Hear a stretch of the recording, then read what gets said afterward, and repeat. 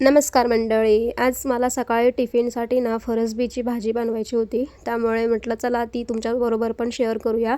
पण त्यापूर्वी आम्हाला गावावरून एक फोन आला होता, म्हणजे आम्ही केला होता गावाला फोन. आम्हाला आता मार्च महिन्यामध्ये गावाला जायचं आहे, तर घराच्या भोवती सगळं गवत वगैरे झालेलं आहे, तर ते काढण्यासाठी माणसं बघून त्यांच्याकडून ते काढून घ्यायचं आहे. तर गावाला कोणीच नाही आहे, म्हणून आमचे जे नातेवाईक आहेत त्यांना सांगितलं की माणसं बघून त्यांच्याकडून करून घ्या, नाहीतर आम्हाला मार्च महिन्यात जाताच येणार नाही घरी. सगळं गवत वगैरे वाढलेलं आहे.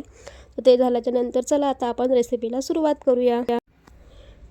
कुकर गरम करायला ठेवायचं, त्याच्यात टाकायचं तेल गरम झालं की मग टाकायचं जिरं, आणि आपल्याला हे हिरवं वाटण टाकायचं. हे जे वाटण आहे ना, त्या वाटणात मी कांदा, लसूण, कोथिंबीर आणि आलं टाकलं आहे आणि त्याचं वाटण करून घेतलं आहे. आणि मग आपल्याला त्याचं फोडणीत टाकायचं आहे.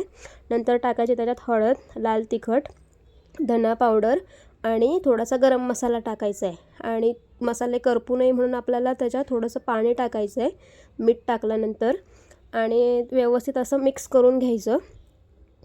आणि मिक्स झाल्याच्या नंतर मग आपल्याला त्याच्यात टाकायचे ते बीन्स, म्हणजे फरसबी टाकायची आहे. ती पण व्यवस्थित अशी मिक्स करून घ्यायची.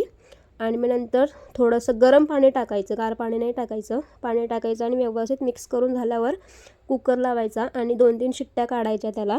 आणि थंड झाल्याच्या नंतर मग कुकर बघा किती छान दिसते भाजी. मग आता भाजी झाल्याच्या नंतर आपल्याला टाकायचं थोडंसं दही, 2 चमचे दही टाकायचं त्याच्यात, आणि पुन्हा एक उकळ काढून घ्यायची त्याला. आणि फायनली आपली भाजी तयार आहे.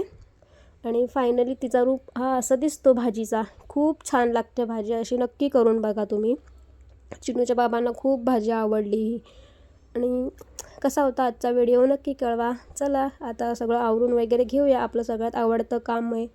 आणि व्हिडिओ आवडत असेल तर लाईक, शेअर, सबस्क्राईब नक्की करा. भेटू नेक्स्ट व्हिडिओमध्ये. Okay, bye.